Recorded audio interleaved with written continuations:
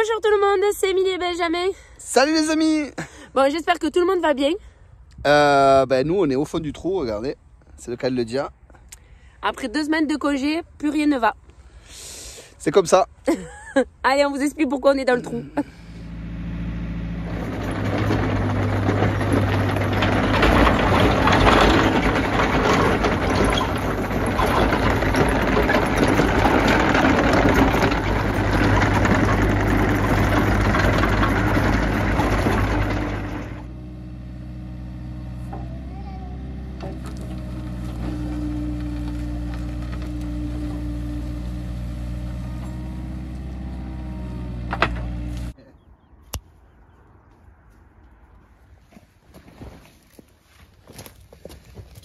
Vous avez vu comment on a fait le trou, donc Benjamin a fait un beau trou à la pelle mécanique.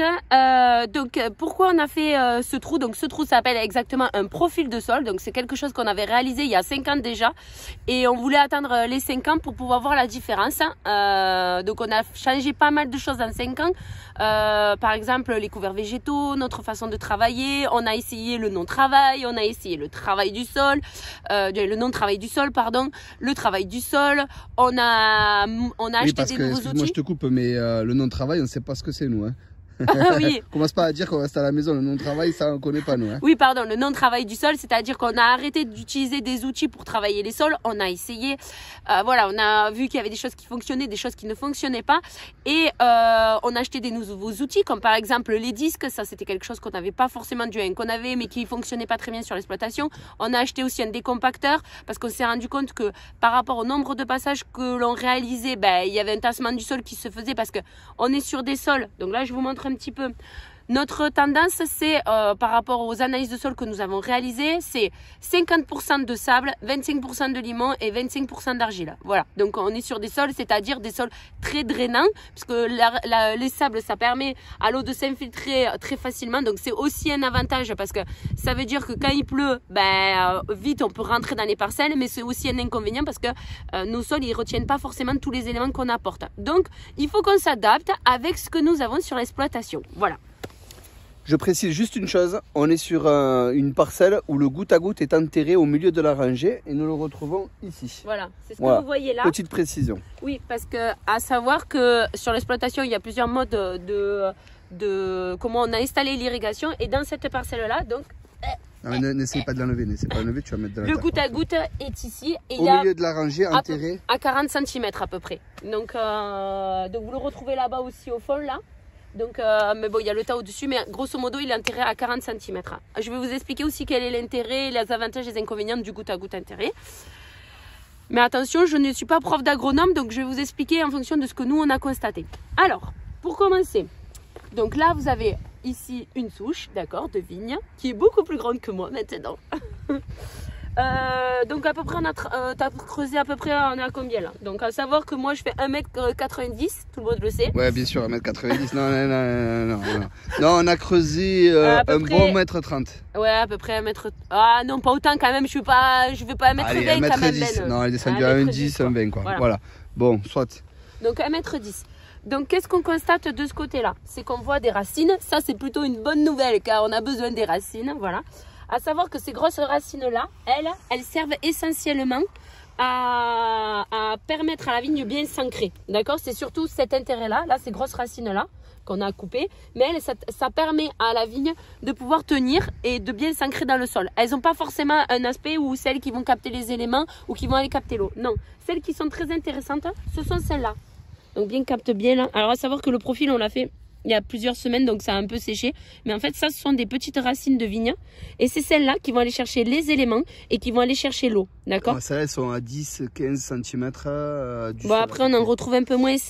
On en retrouve un petit peu là aussi, là. Ici, là. Donc là, on est un peu plus bas. Ici, on est à 50-60. Oh, ouais. Même un 80, quoi. Donc, 80. On en retrouve un petit peu partout. Donc là, il y a des petites traces d'icelle. Donc, il y a des racines un peu plus petites. Donc voilà, donc ces racines-là, en fait, celles-là, elles sont très intéressantes. Donc vous voyez, c'est celles qui sont quand même le plus proches du sol. Ouais, c'est ce que j'essaye de leur montrer à la caméra. Ici, là. Donc c'est celles qui sont vraiment pas très profondes. Mais on en trouve pas mal, quoi. Voilà. Alors ça, c'est les racines qui vont permettre à la vigne de se nourrir. Ouais, donc on est du côté où il y a les pieds de vigne, d'accord? Là, on va passer de l'autre côté parce que je vais quand même pas vous faire un énorme cours d'agronomie. Là, disons, on va se rapprocher de là où il y a le goutte à goutte. Donc là, on est à la partie centrale de la rangée. Voilà, c'est ça. Et là, qu'est-ce que vous voyez? Vous voyez qu'il y a beaucoup plus de racines, de petites racines. Donc la vigne, on va dire ça a traversé. On est au milieu du rang. Et là, vous constatez qu'il y a énormément de petites racines. Donc c'est là aussi. Alors on en voit un peu partout. On en voit même, regardez, en profondeur là. J'ose pas les casser. Là, on a un veine de profondeur. On a un veine de profondeur. Et vous voyez, il y a plein de racines. Donc pourquoi il y a beaucoup plus de racines de ce côté-là que de l'autre côté? Bah tout simplement par rapport à ça. En fait, qui est le goutte à goutte. Donc la vigne, elle est maline, elle va chercher les éléments là où les éléments. Bah, c'est surtout qu'il y a l'eau, quoi. Et voilà. Qu'en fait, on peut dire ce qu'on veut, mais la vigne, il faut qu'elle boive, quoi. Voilà. Et de l'eau, pas forcément du vin. Oui, heureusement. Oui, bon, ça nous coûterait un peu cher de produire du vin pour le donner à la vigne. Pour le donner à la vigne. Mais donc, bon. Donc le goutte à goutte, ben voilà, sur notre secteur chez nous, hein, on parle bien de, on est sur un secteur où il ne pleut quasiment jamais, hein, à notre grand désespoir. À savoir qu'on a comptabilisé l'eau qu'on a eue pendant une année, donc de début octobre à fin septembre, on est sur un cumul de pluie de 2020-2021. 285 mm. Hurrah, bravo. Ça n'est pas du tout assez. Donc à savoir que la vigne, elle a quand même besoin au moins de 400 mm minimum pour y arriver. Donc c'est pour ça que le goutte à goutte chez nous est quasiment indispensable, quoi. Donc je vous montre les racines ici, là, comme on disait avec Émilie, qui sont vraiment dans l'atmosphère du goutte à goutte. C'est impressionnant. On a creusé au couteau ici. Regardez, il y a le passage du tuyau là. Vous l'avez ancré dans le sol, et toute la vie, enfin toute, non pardon, je dis pas toute, mais une grosse partie des racines qui vont permettre la nutrition se trouve au niveau du goutte à goutte. Donc c'est là où la vie... L'eau c'est la vie, comme on dit. L'eau c'est la vie, exactement. Bon Émilie, qu'est-ce qu'on continue le cours ou on finit sur une bonne note positive, donc on se rend compte après, s'il y a autre chose aussi qui est important par rapport à la vidéo, donc là c'est le niveau racinaire. Donc on est quand même content parce qu'on a quand même pas mal de racines. Certes, ça serait bien qu'on en ait davantage de racines.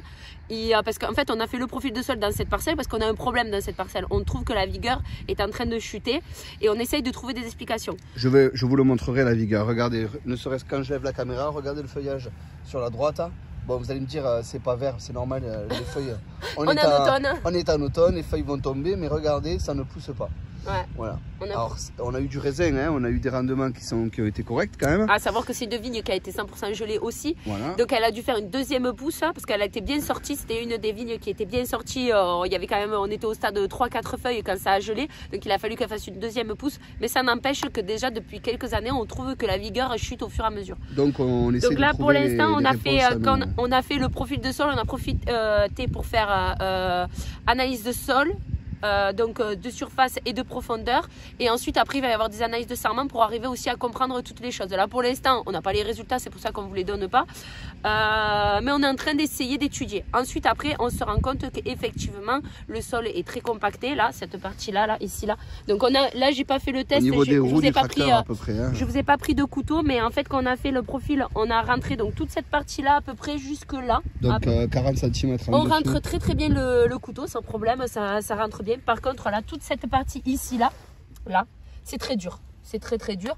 Donc c'est sûr que c'est pas juste en passant le décompacteur une fois de temps en temps que ça va résoudre notre problème, mais voilà, on est en train d'essayer plusieurs on est en train d'envisager plusieurs modifications pour recréer peut-être de l'aération, parce que l'eau c'est la vie, mais l'aération aussi c'est la vie.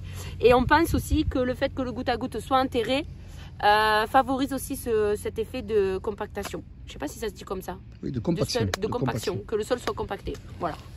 Ok, ça c'était pour le cours astronomique d'Émilie. Merci. Astronomique. On revient de vacances. On l'a refait, excusez-nous. Ça c'était pour le cours agronomique d'Émilie. Je suis désolé. On est encore, comme on disait, au fond du trou aussi, la tête dans les étoiles.